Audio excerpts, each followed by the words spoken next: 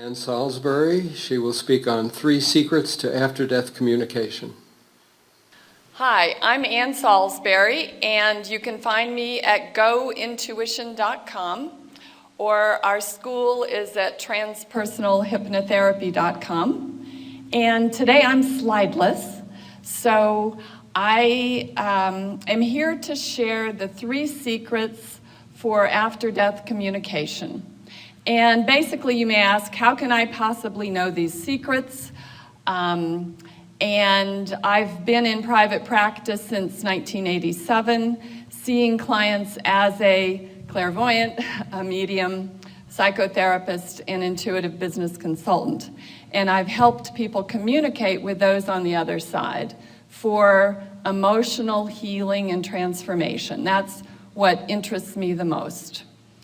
When I was a child, I experienced a lot that other people around me didn't seem to see.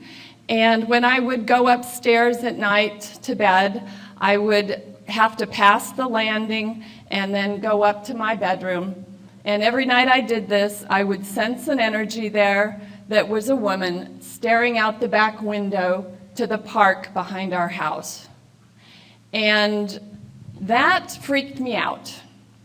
So I asked my mother, what about this woman who is standing on our landing? And she said, what woman? So I decided, okay, either I'm strange or they're strange, but something's not working here, so I'm just going to be quiet. So I did my best to push it down and fit in. But as you know, you can't hold a ball under the water very long. It will bounce back up. So I ended up continuing then later to meditate and access those on the other side. And what I realized was it was so important, your belief system, what you believe, right? So when I was a child, I believed I sensed this energy. This was scary to me, but I didn't know how to look at it. I questioned myself. I doubted myself. But when I got older, the people at the end of our block, they took the cannonball from the back of their yard, they found, and they put it on a pedestal.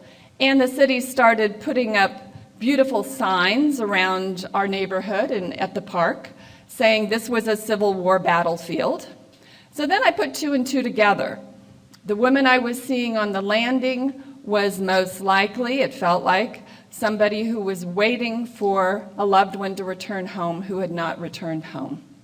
So you could say that my belief was strengthened by the fact that other people had said, okay, this was an area of activity that was not very fun, and that woman, I couldn't get her to talk to me, I couldn't get her to turn around no matter what I did, so there was a reason for her fixation. So I looked at that. Then, as the years went on and I opened my practice, I saw a lot of people whose beliefs completely affected how they would see or access those on the other side. So, for example, a couple of years ago, I had a client who really, really wanted to believe that she could contact the other side. So she booked a hotel room at the Stanley Hotel in Estes Park, the site of Stephen King's book, The Shining. Have any of you been there? Yeah, so you know. Okay. So she went to the midnight ghost walk. She really wanted to have an experience. And she called me after that and she said, it's terrible. I thought I could have an experience, but I did not see a ghost, an apparition, during that ghost walk, so I think I'm just not able to do it. And I said, well, tell me about your experience staying at the hotel. What was that like? It was terrible. The hotel, I heard footsteps up and down the hall all night long, kept me up. And then the lights went on and off. She's like, that hotel. I said, Tina, I'm calling her Tina, Tina, maybe, what do you think if those footsteps were actually you connecting with somebody on the other side? She's like, what about the electricity? People on the other side, they're able to affect the electricity a lot. She's like, wow, really? I had an experience. It wasn't a waste of my time? And it's like, yeah, you did, great. So she bolstered her belief in being able to communicate. So then she said, you know, I'm thinking back. And I said, what? She's like, I got this phone call from my mother recently. I said, I thought your mother was dead. She's like, yeah, she's dead. But I got this phone call. So help me understand. And she said, well, the phone rang, and I was thinking I was crazy. It must have been me calling my mother's phone number. But I went back and checked, and it was an incoming call. And when I hit redial, it went and said, you know, this line has been disconnected. So she's like, so help me understand. I'm going crazy. I wanted to talk to my mother. Do you think that could possibly be my mother trying to contact me? I'm like, of course. Electricity is easy for them, right? So the second secret is contact, okay? So you can contact them, and they can contact you. You just have to be willing to look for the signs.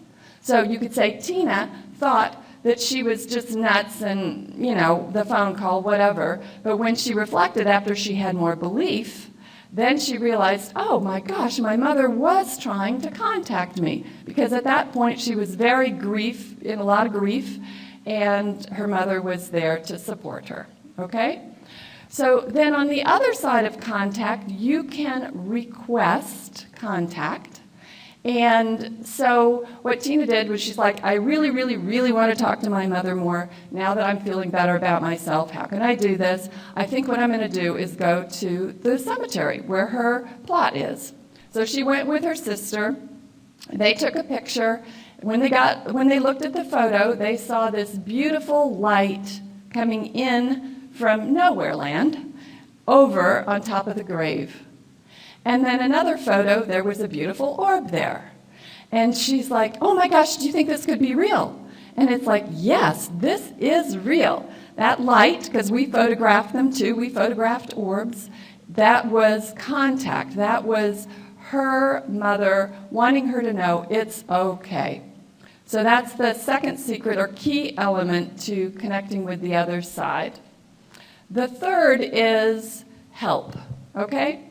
So a lot of people come saying, I would like to talk to my mother, let's say, on the other side, because I understand that I have a bunch of guides. I'm supposed to have guides.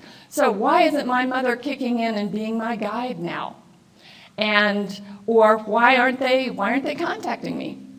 So a couple of years ago, had a client who came saying, my daughter just died. Well, she died 2 years ago. And the issue is that I really want to talk to my daughter. And I am feeling like something's wrong with me because my daughter has not contacted me. When she was alive, we talked all the time about spirituality. Excuse me. And I don't understand, something's wrong. So I talked to her daughter, we'll call her Sue, the daughter, and I said, you know, show me where you are, what's happening. And Sue showed me this image of floating over like a freeway, a little freeway. And so I asked her mother, we'll call her Sally, Sally, this is what she's showing me. How does that make sense for you? And she said, well, she died in a car accident. I said, okay, well, when I look at her, she doesn't know she's dead. So there's a reason she has not contacted you. So would you like to help her wake up a little bit on the other side? And Sally's like, yes. So we worked with her daughter. We allowed her to kind of realize, okay, you're dead, and here you can contact your mom like this. And by the end of the session, they were communicating, life was good. And so you could say that Sally helped her daughter on the other side by waking up, by recognizing her situation and that she could alter it. And then by Sue saying to her mom, "Mom, I'm okay.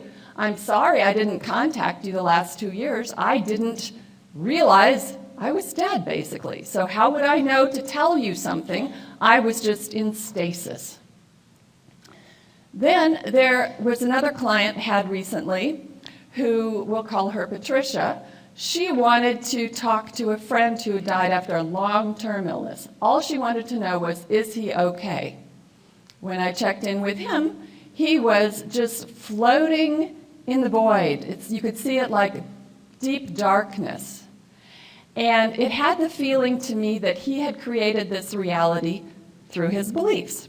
So I said, "Patricia, do you think your friend Bill might have been an atheist? Do you know anything about his religious beliefs? And not that it matters, but he has created a void for himself, which means he didn't have a preconceived notion of what he wanted to create, so he created this." She's like, "Yes, he was cantankerous. He was only going to talk, believe in what he believed himself. Nobody was going to tell him what to do." I said, "Great. Well, would you like to help Bill? Because he's just kind of hovering there, and he might want to know he has some options." So she said, "Yes." So we mentioned to Bill, "Hey, Bill, I wonder if you were to look around you, if you might see any light anywhere. Could there possibly be some?" And he goes, "Yeah, there is some up there." And then we said, "Okay, Bill, so you have the option. You can stay in this darkness, or you can alter it a little bit if you want to by bringing in some more light." So he decided he'd bring in some light. Then we said, "Okay, Bill, what else do you want to do? This is your reality. You get to design it. What do you want?" So he brought in some trees. He brought in some grass. He brought in a comfortable chair. He wanted to sit down. And then he was able to chat. So then he was able to talk to his friend. And there was communication, there was healing, and it was wonderful. So basically, what I've found over the years is if you can concentrate on these three things, so that is belief.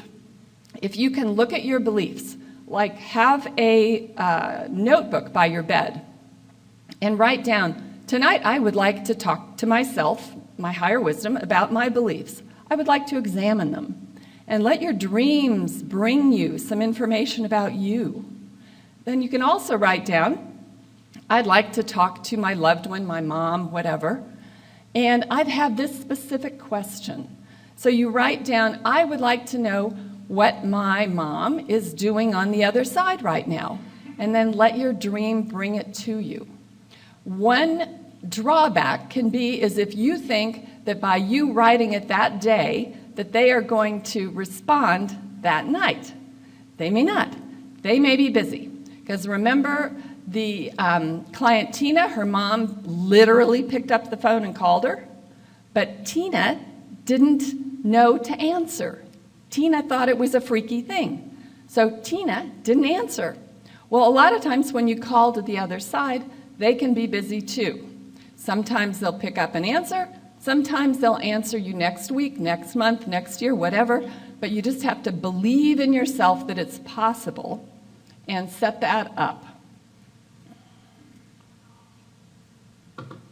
So does this make sense to you all? Because if you have the belief and if you know that contact is possible from them to you, from you to them, and that you can help them on the other side and they can help you, then your life can be so much richer. And I'm in this business because I love seeing people transform. And when they do, their lives, it's like a bigger community, you could say. It's not just those of us sitting in this room that are in physical bodies. We have such a huge community to play with, and it's a wonderful thing. Now, one caveat is when you are dialing your loved one, you want to make sure you dial the right number, right?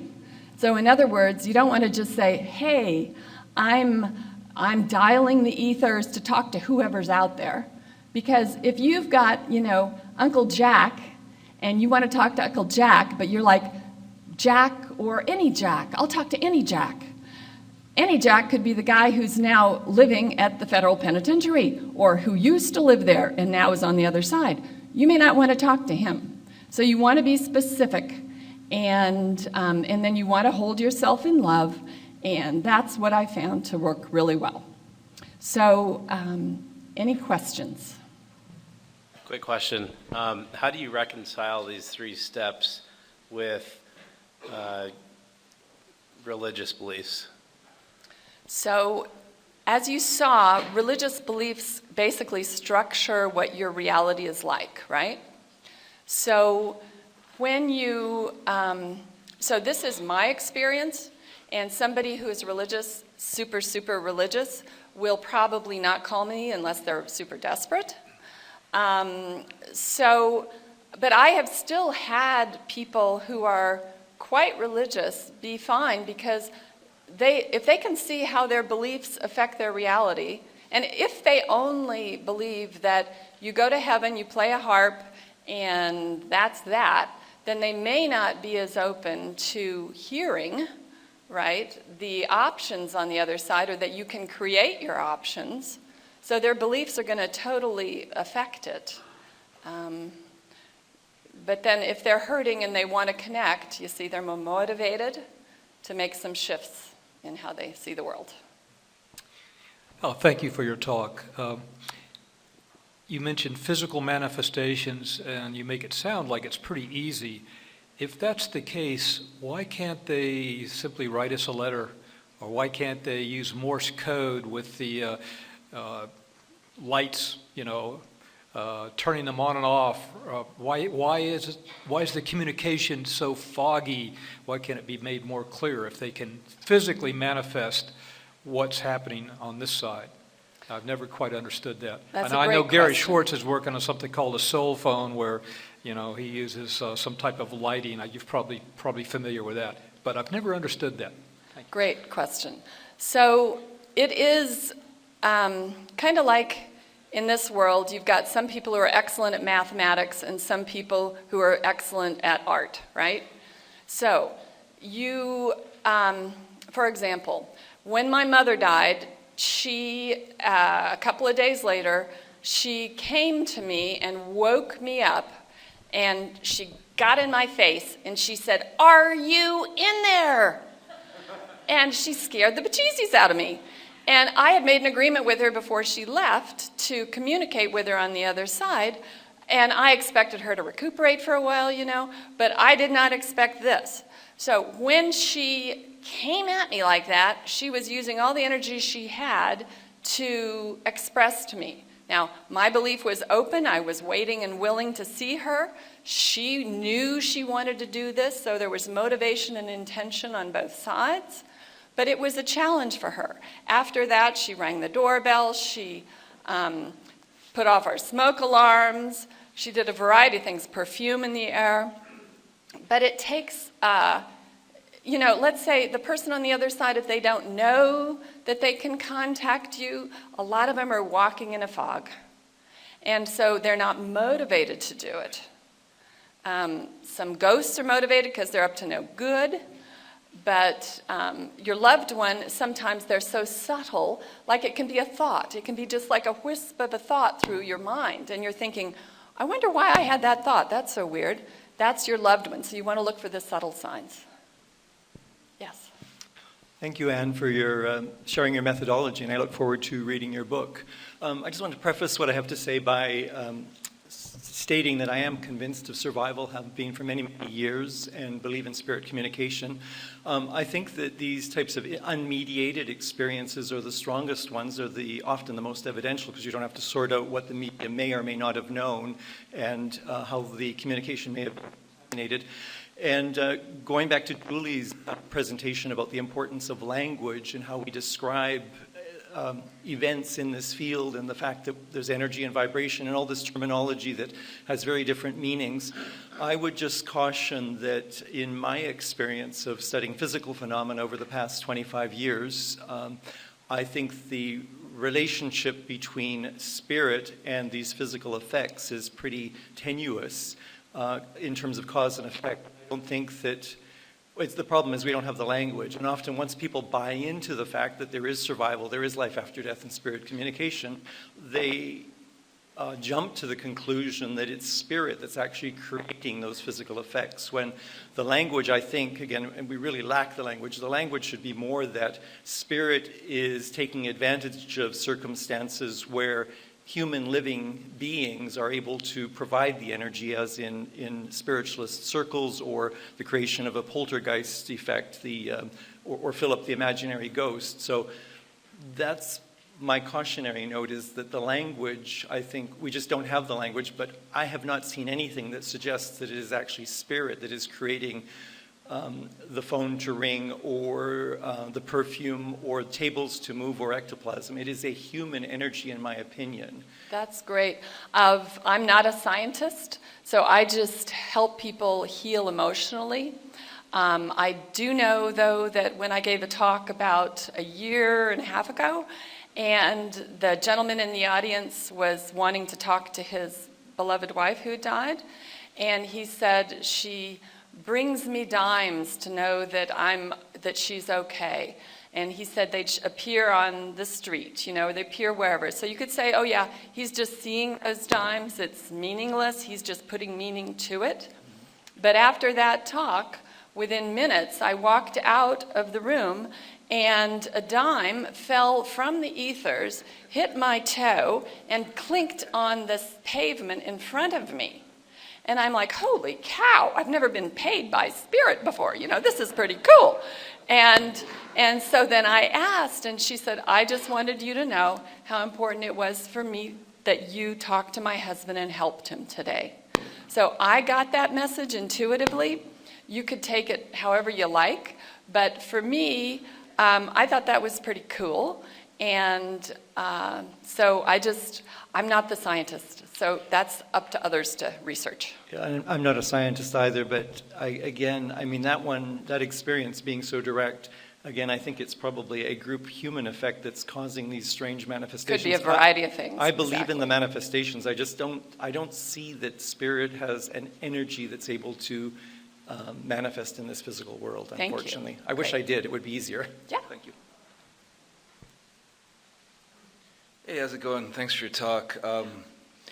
I want to ask a few questions. I've wondered if the recently departed have kind of a stronger resonance than someone who, say, has been dead for perhaps a decade or longer, something like that. It's something that I felt like I may have noticed when I've attempted to communicate with recently departed loved ones, that it seems like the signal is stronger.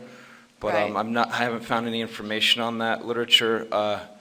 And the second part of my question was, do you recommend any tools of any kind, for example, automatic writing or using boards of any kind like that? Would you advise to use those or not, or have any input in using those if you do? Okay.